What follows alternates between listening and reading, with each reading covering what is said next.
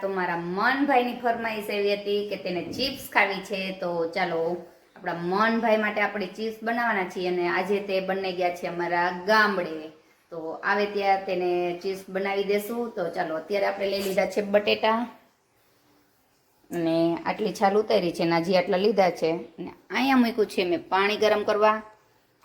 તો ચાલો કેવી રીતના બનાવું છું ને તે હું તમને બતાવીશ. રેડી થઈ ગઈ છે, ચાલો તમને બતાવું. જુઓ મસ્ત મજાની ચિપ્સને આપણે ધોઈને મસ્તીની ઓલી કરી લીધી છે અને અહીંયા આપણે તપેલામાં પાણી મૂકીને ઉકળવા મૂક્યું છે, કારણ કે 2-5 મિનિટ ઉકાળશું અને પછી કાઢી લેશું. તેને સાવ કોરી કરી અને પછી એની ઉપર કોર્નફ્લોર પાવડર નાખી અને પછી રાખી દેશું અને પછી આપણે ચિપ્સ તરશું. તો ચાલો કોર્નફ્લોર પાવડર ને એવું નાખીશ એટલે તમને બતાવીશ. ત્યાં જગદીશ અને મન બંને વાડીએથી આવી જશે.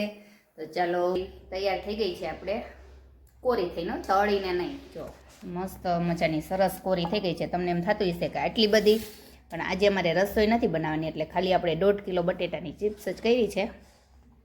તો હવે એમાં કોર્નફ્લોર નાખશું આપણે. જો આ કોર્નફ્લોર પાવડર છે ને આમાં હવે થોડોક વેરી અને સરસ કોરી કરી નાખીશ. તો આપણે ચિપ્સમાં મસ્ત મજાનું કોર્નફ્લોરનું કોટિંગ થઈ ગયું છે. જો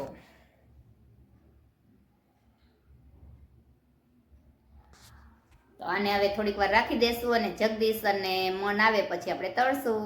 તો ચાલો તમે લોકોને ખાવી હોય તો દોસ્તો અત્યારે આપણે જો ચિપ્સ કરી હતી કોર્નફ્લોર વાળી, તે અત્યારે તળવા માટે મૂકી દીધી છે અને આ બાજુ આપણે બનાવી રહ્યા છીએ રવાનું પુડલું, કારણ કે આપણે ચિપ્સ ખાવી નથી. અને આ બાજુ આપણે બનાવી રહ્યા છીએ આજે ગાજરનો હલવો, કારણ કે ગામડેથી તાજા ગાજર આવ્યા છે તો તેનો સદુપયોગ તાજા ગાજરનો કરી લેવાય. તો ફાઇનલી મારી ચિપ્સ છે ને તળી અને તૈયાર થઈ ગઈ છે. જુઓ અને જો અમારે ખાવાવાળા જો અહીંયા રસોડામાં આટા ફેરા કરે છે. હવે આવો ભાઈ, હું ચિપ્સનું મેં કીધું નથી, બાળકોને ખાવી હતી અને અમારા મનભાઈએ છેલ્લા 3 મંથથી કંઈ આવું ખાધું નહોતું, તો એને કીધું ચિપ્સ ખાવી છે, તો પેલું ચાલ બનાવી દે ચિપ્સ. રેડી. હવે માર્કેટમાં 20 રૂપિયાના બટેકા વેચાય અને 150 થી 200 રૂપિયાના કિલો આપણે ચિપ્સ દે એ પામોલીન તેલમાં, તો એના કરતાં ઘરે બનાવી દઉં. અને ખાસ કરીને હું તો જે ખેડૂતના દીકરાને કહું છું, ચિપ્સ ખાવા જાય બેસીએ રેસ્ટોરન્ટમાં, અરે મરી જાવ ડાકડીમાં પાણી લઈને 20 કિલો 2 કિલો બટેકા લઈને ઘરે ચિપ્સ બનાવે સારી ખવડાવે. ફ્રેન્ચ ફ્રાઈઝ ખાવા ગયા ઓ મેકડોનલ્ડમાં ઓમાં સારી બ્રાન્ડમાં આટલી આપે 200 રૂપિયા લઈ લે. અને આજે મારી વાડીએથી ગાજર આવ્યા છે, જોઈ લો. તો અમારા સિયાબેનને ગાજર ખમણમાં બેસાડી દીધા છે અને અમારા મનભાઈ જો ચિપ્સ ખાવા માટે એક્સાઇટેડ છે. તો ચાલો આપણે એની ચિપ્સ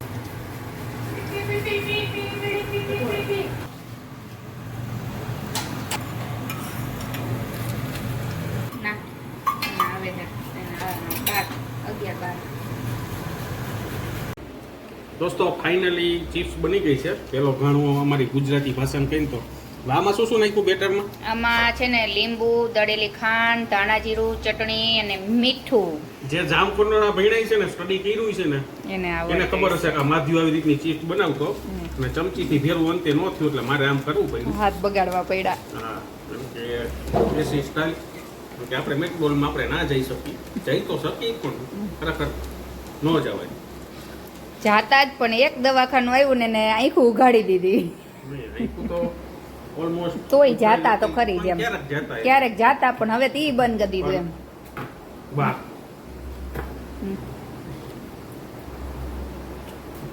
કેવી મસ્ત થઈ. રિયલમાં બહુ મસ્ત બની. રહી ગયો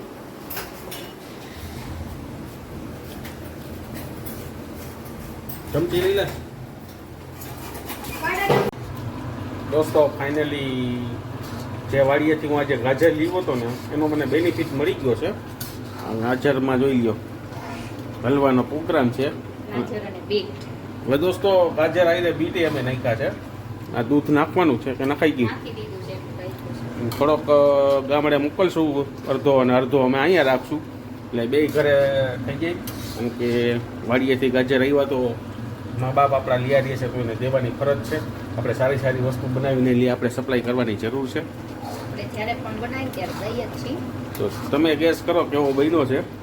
મેડમને ફેસબુકમાં આવશે, જોઈ લેજો વિડીયો. આમાં મેં થોડુંક નવું ટ્રાય કર્યું છે. શું છોકરાઓ છે ને ખજૂર ને દૂધ નથી ખાતા, મેં આમાં જે ખજૂર નાખ્યો છે એટલે ખાંડ ઓછી નાખવી પડે. એવું છે? હા, તો ખાંડ સાકર નથી નાખી ગોજાજી, થોડો ખજૂર નાખ્યો છે. આમ ખાંડ તો નથી નાખી ને? ખાંડ વાપરતા જ નથી, ઓકે. ઘરમાં ખાંડ જ નથી રાખતા, ખજૂર જ ઓલી સાકર જ રાખી છે. પણ ઈ બહુ ઓછી નાખવી પડે ને એટલે મેં આજ ખજૂર નાખ્યો છે આમાં. તો ચાલો દોસ્તો, બની જશે તો હું તમને ટેસ્ટ કરાવીશ. તમને તો નહીં કરાવી શકું, તમારે ટેસ્ટ કરવું તો આવવું પડે મારી ઘરે. તો હું ટેસ્ટ કરીશ કેવો બન્યો છે એ તમને કહીશ. અત્યારે હું જોઉં છું. ખજૂર ને બીટ આવે એટલે સારું પડે. દોસ્તો ફાઇનલી હલવાનું ટેસ્ટિંગનો પ્રોગ્રામ છે, પણ બધાને એમ હશે કે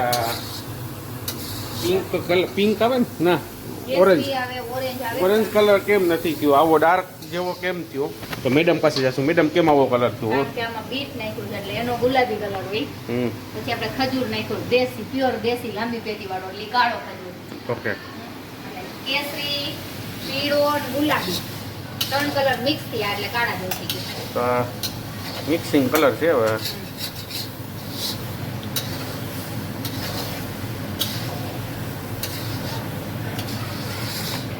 જગ્યાએ ખજૂરનો ઉપયોગ કર્યો. તો દોસ્તો ફાઇનલી ટેસ્ટિંગ કરું છું.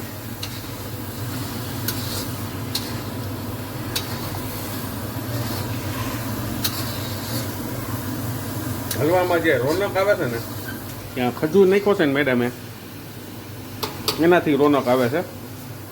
અને ખરેખર તમે ટ્રાય કરજો ખજૂરમાં. બીજી ચમચી લઉં છું. થોડો ગરમ છે પણ રિયલમાં ખજૂરનો બહુ ટેસ્ટ આવે છે. અચ્છા, હા, મજા આવી. હા, નવો અખતરો હતો આ તો.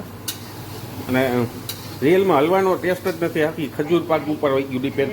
જેને ખજૂર નાખ્યો શું કામ ખબર હે? સિયાબેન ને આપણે શરદી હોય કે તો આવું કઈ ખાઈ નથી આપતી. ચાલો દોસ્તો, અમારી ઘરે તો મસ્તનું હલવો બન્યો છે. તમારી ઘરે શું બન્યું છે કમેન્ટ કરજો, જોઈ લો. ફાઇનલી હલવાનો કાર્યક્રમ પૂરો ને. પૂરો લઈ લઉં પછી.